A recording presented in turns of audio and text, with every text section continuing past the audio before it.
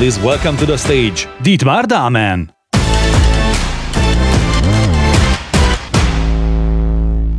Hello everybody, I'm super excited to see you here in Budapest. I'm excited to know that you're at home watching this, and we're gonna change the world because we need to change the world. The year is 2022 and it looks like a Mad Max movie. There's actually global warming that is changing life as we know it. Today we see flooding, wildfires and droughts all happening at the same time. Glaciers are melting, oceans rise, viruses emerge. As a small group of heroes, most of them here today, most of them here in this room in Budapest, some of you at home, gets ready to fight back and save the world. Welcome, Startup and Innovation Day. Welcome, heroes of tomorrow. Welcome to all of you in this room who are heroes and fight for a better world. Thank you very much. This is awesome. Yeah, big applause to yourself. So I talked about heroes because our world needs heroes. So we have to ask ourselves, what makes a hero? We heard that people are important, team, that the members, the human element is important. So let's look at what human elements heroes have. Number one, heroes love problems. Batman doesn't run away from a problem. He actually sits on top of the city looking for problems. And when there's a problem, he says, I see a problem. I will go there. I will fight this problem. Most of us run away from problems. We see a problem and we say, oh no, there's a problem. I don't want to see the problem. We actually think that problems are like this. Problems are dangerous. But to a hero, problems are fun. Problems are great things, and problems are fun for real. I know that there's a lot of investors in this room, and a lot of investors probably have money, and the people with money do what? They play golf. And if the job of playing golf were to take the little ball in your hand and walk over the grass and put the ball in the hole, that would be really boring. It would not be a sport at all. It's only fun because you add the problem. You say, yes, you have to put the ball in the hole, but you can only use those sticks. That's the problem. And if you're a startup, you might not play golf, but you might play basketball. And basketball is only fun because the basket is high. If the basketball were low and the job is to just take a ball, go to the basket and go boom, how boring. So the basketball is high, the basket is high, you have to dribble, which is even more complicated, and there's an opposing team. So problems make things fun. Love problems, really, really good. Number two, problems inspire.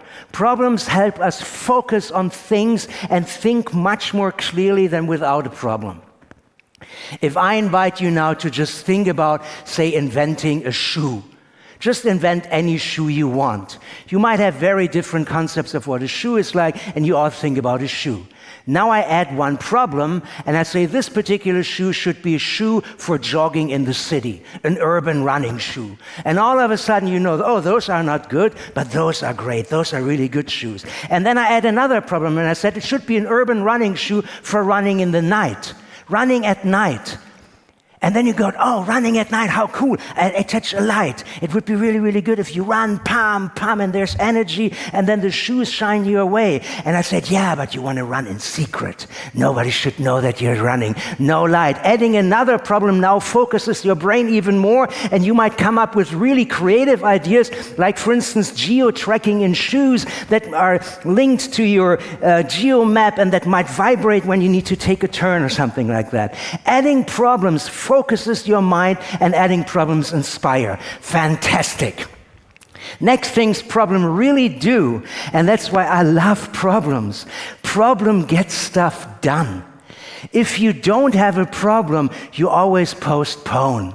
If you don't have a problem, you say, yeah, I'll go to the gym next year. I will stop drinking 2 years from now, not now. But if a doctor says, hey, you drink one more drink and you might need a new liver, then you stop immediately. It's not a nice thing, but it helps you acting. So problems love acting fast. If there's a problem, if you see somebody fall down, you immediately go boom and help that person up. You don't wait. You do not do what problems really hate, is what I call the analysis paralysis. The analysis paralysis is if you go, oh my God, somebody fell down. Someone should maybe help them. How could we help them? Does anybody have a phone? Does anybody can call somebody? No, you don't do that. You act immediately. Problems are great and they increase the power of acting, and that is good. And why do they increase the power? Because a problem, as I said, is not pleasant. The doctor says you have to change your life. It's not a pleasant thing. It actually increases pain. So a problem increases pain. And pain is a great reason to be creative, because we all want to avoid pain. We don't want pain, we want to get rid of pain. If we look at the level of pain and the level of innovation, and you have a really low level of pain, it is very likely that your level of innovation is also relatively low and that you come up with a relatively small idea. This is what's called safe progress, incremental innovation. You do something new, but it's not radical. A company that now has a big problem but didn't have a problem before is Kinder. They make chocolate, and that's their packaging for Kinder. Zero problem, and that's the level of innovation. That's the brand new packaging. Boom. Exactly. It's not a radical change. Why should they change? So it's a very small idea, just doing a little mini step forward to change something, right? But if the level of pain is high, then the level of innovation is high, and your ideas get really big and radical. That is what's called radical progress. That is disruptive innovation. That is doing things that have never been done before. We all suffered. Even this event didn't happen last year because there was COVID. And then they came up with a solution that is completely radical. The first mRNA vaccine ever, not really tested before, because we said we need to do it now. Boom. If you work in a company and you couldn't work, you said we need to do home office now. Boom. We need to order food now. Restaurants are closed. Boom. It's not pleasant, but it's acting, it's big, it's thinking, and it's awesome. So the insight here is that the bigger the problem, the bigger the hero. If you have a big problem, you should be thankful, because it shows that you are a big hero. Darth Vader is a really evil person, and that's why Luke Skywalker can fight him. If Darth Vader were a regular guy, Luke would be a regular hero, right? So you have to have a big villain. So let's look at our biggest problem today, and there it is. The biggest problem that we have today is that our planet is seriously under fire. This is our planet. You see it, it's really beautiful. And the planet was fantastic for millions and millions of years, until at one point humans came. And humans had one thing that made us really, really big, and that thing, you might know, is fire. Humans invented fire. And what did they burn? They actually went to the areas that had maybe some trees, and then the leaves of the trees fell down, and they burned them when they're cold. So every once in a while, when a human was cold, they burned a little bit of a tree. Oops, and it was okay, but it was not that dramatic. Nothing really happened. It's just a little bit of burning. And then at one point, the trees all fell down, and then they compressed over millions and millions and millions of years, and they made oil and coal over millions and millions of years. Then, like 100 years ago, the people said, you know what, I think we're not doing it just at night, we do it constantly, let's make a little factory, and in the factory we burn a little of that oil and coal that we find, but not a lot. It was very much like putting a flame to the planet. It's not as nice as it is, and it doesn't really go really deep into the oil and the coal, but it's still warming it up ever so slightly, and you feel a change. And the thing is that the people here feel the change, but the people here don't feel the change. So they say, yeah, they're making it a little bit warmer down there, but it doesn't affect me. And then 20 years ago, we put it to an industrial scale because we said, we don't want to burn just a little bit with a little flame. I want to go down to millions and millions of years of trees compressed into coal and into oil. Let's industrialize this thing. And the industrialization of this is not just a little a little candle. That's actually a flamethrower.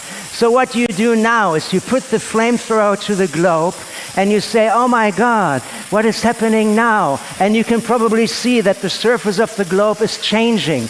The glaciers are melting. The things are happening, and it's really, really, really terrible. And that is not a good thing. We don't want to live on this planet. So what can we do? You have to stop this, and you have to do it a little bit. So every step back is already good.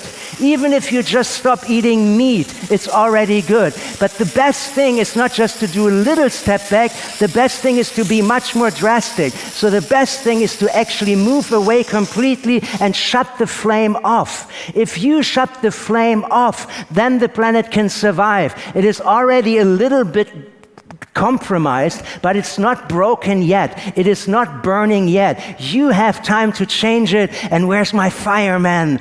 There you are. He was just here to observe this so that nothing happened. And I said, no, nothing will happen, because we have smart people in the room that can stop the planet from getting really crazy. And here you can see, oops, I cannot move this. Here you can see how crazy the planet is already. There's a couple of bumps and stuff like that. That's not a good thing.